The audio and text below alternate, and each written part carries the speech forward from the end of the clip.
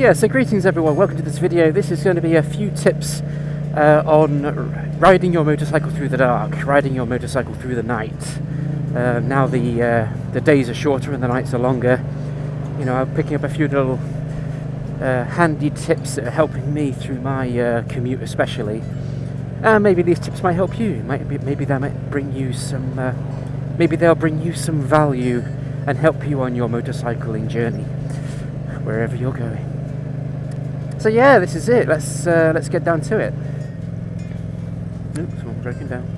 So yeah, the first tip's really obvious, and it's all to do with your visor. Making sure you have a nice clear visor, having a clean visor. Usually, throughout most of the year, I wear a tinted one because, you know, obviously the light's quite dazzling, the sunlight, and it looks also very super cool and mysterious. But during these darker months, I always wear a clear visor. And one thing I also notice I do is before I leave the office on an evening, I'll give the visor a wipe and make sure it's as clean as possible, because you know, with all the dazzling lights of the night, the commute, and with a bit of condensation as well when you're driving, it can be so easy to miss things, to mistake things.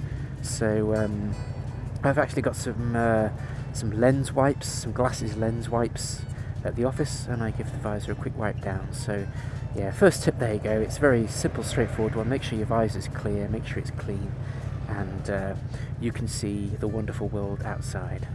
And I'm going to be a bit cheeky, and I'm going to bypass these people. I'm just going to stop there.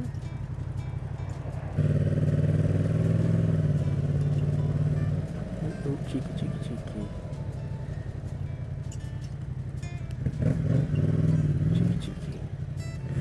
Oh, I'm in third gear. I've just been pulling away in third gear quite for the last few minutes. So that's what I do love about this Tracer 700. It's, you know, you can pretty much put it in almost any gear and you can pull away quite easily. Anyway, the next tip kind of moves on from the clear visor visibility thing, and that relates to your own visibility. So if you're the type of rider who usually dresses in black, mysterious black, with a black visor and a black helmet and black jeans and a black top, perhaps maybe you know, during these darker months you wear something a bit more visible, something to raise your visibility profile on the road. So a lot of people wear high-vis vests under, you know, over their gear, and that's great. I don't really wear a high-vis vest. I've got my, as you can see, my RST winter gloves on, which have lots of fluorescent yellow and flashy bits on them, which is good.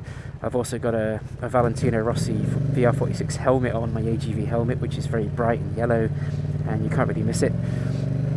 And one other thing I've got as well is I've got a rucksack cover. So I usually ride with a rucksack, as most of us do, and I've got this cover that I bought off Amazon, and I think it cost me less than £10, and it's yellow and orange fluorescent, and it's also waterproof, so it does have you know, another benefit besides being very highly visible. So people coming behind me especially can I'm lit up like a Christmas tree really in their headlights, and it keeps your bag waterproof. So if you've got any kind of electronics in there, I've got my iPad in there, phone, things like that, it keeps them waterproof in the showers and the rain. So I'll put a link to that one in the description below if you want to have a look at that for yourself.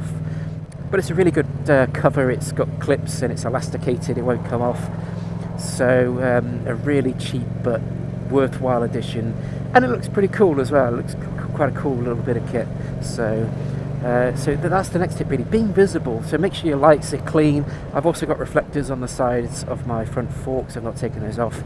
So just make sure things are working, make sure you're nice and visible and bright on the roads, and that's kind of, again, these are really common sense stuff, really common sense things that you should hopefully put into practice during these darker months. The next tip really isn't one that might probably come to mind straight off the bat, and this is a tip I've learned commuting home. Usually when I go home on the bike, I ride down the big open roads and then hit the country roads as well, and during these darker months I kind of shy away from those because of, well, there's lots of hazards in in the countryside, we've got lots of, especially in the UK here, we've got lots of various animals like rabbits and badgers and foxes and deer, and they have a tendency to kind of leap out at you as you're riding along and kind of go, "Hey, look at me," which usually results in you slamming the brakes on, and then the next thing you know, you're looking up at the stars. So this next tip is all about having an alternative route. Do you have an alternative, a backup, a safe route home? So sometimes, sometimes it might not be possible at all to have an alternative route. You've got to go one way, fair enough. But I work at the top of my city here in Lincoln. There are several ways to get home. Each of them, is more arduous and tedious than the last. But I usually go home in the country roads and the main open highways, the main freeway bits. But as you can see now, during these darker months, I tend to kind of follow just the built-up traffic. So yeah, everything moves a bit slower. There's lots of filtering going on, but there's less chance, I find, of bunny rabbits and foxes and deer leaping out in front of me. So do you have an alternative route home? I mean, even if it's not dark, even if the weather's really bad and it's raining, do you have a slower, perhaps more arduous, tedious way home? So, this is quite bumpy. So that's the next tip, really. Think of an alternative route. Another tip that you can employ, this can also be employed at any time of the day, year, really, and that's when I'm filtering. I usually tend to, you filter, I don't really filter too quickly. I'm usually about 20 miles an hour, 30 miles an hour, and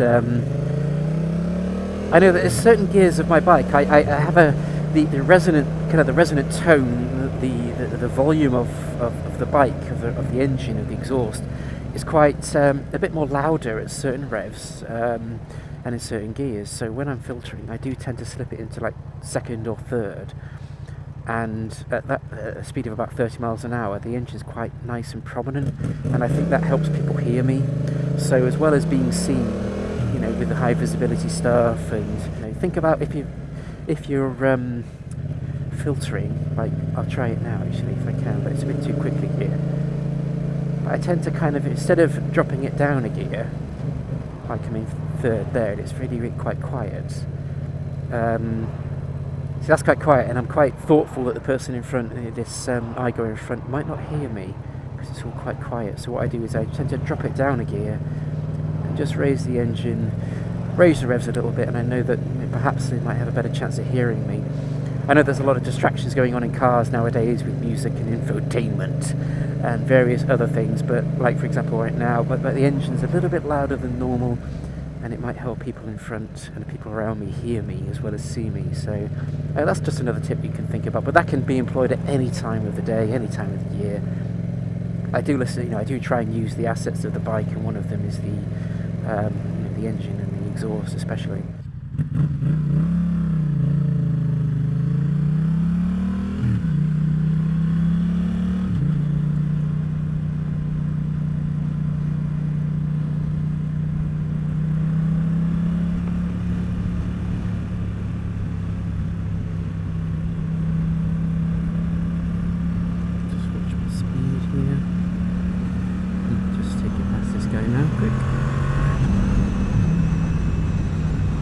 I guess another tip that you can possibly employ on the road, I keep using that word employ tonight, let's use a different word. What's another different word?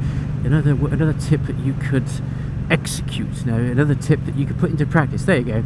Another tip that you could put into practice perhaps is, again applies to any kind of riding that I do throughout the year, any time of day, is road positioning. Take a commanding position on the road, when I'm riding, especially at this time of night, I know that people tend to look at their near side mirror. So when you're driving along, so people in the UK here, the driver sits on the right hand side of the vehicle, and I personally tend to look at my right mirror when I'm driving. It's a kind of a go-to mirror. So what I try and do on the bike is put the bike, this side of the good side, on the good side of the driver's mirror, of the preferable mirror. So Think about your road positioning. Don't kind of go a bit submissive and stick the bike here, because people might not see you, they might not look in their rear view mirror. Give yourself the best opportunity to be seen, and take command of the road, you know. And in saying that, I'm about to be a bit cheeky, just gonna kind of squeeze past these guys.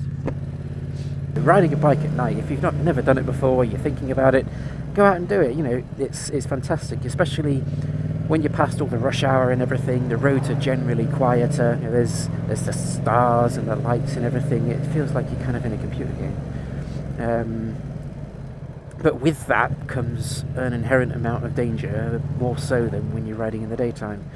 And if you're riding at night in bad weather, then it's even worse, and you really have to have your wits about you. Here in the UK, with the high humidity that we have, the road surfaces become very wet and damp. So, you know, you're not going to be able to take, you know, corners as you would normally do, and braking distances should be increased.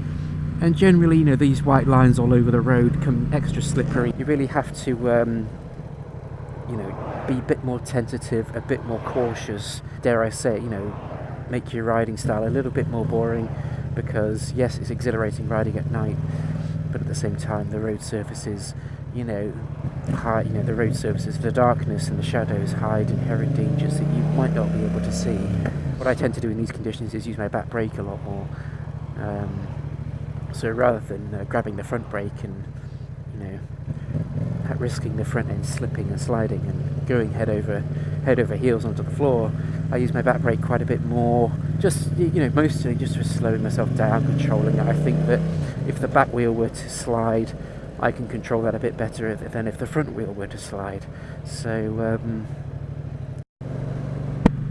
yeah, so many thanks for watching the video today. I hope there's some information in here that's useful to you, and there's some tips that you can implement into your own riding journey. I'll see you next time. Ride safe and drive safe.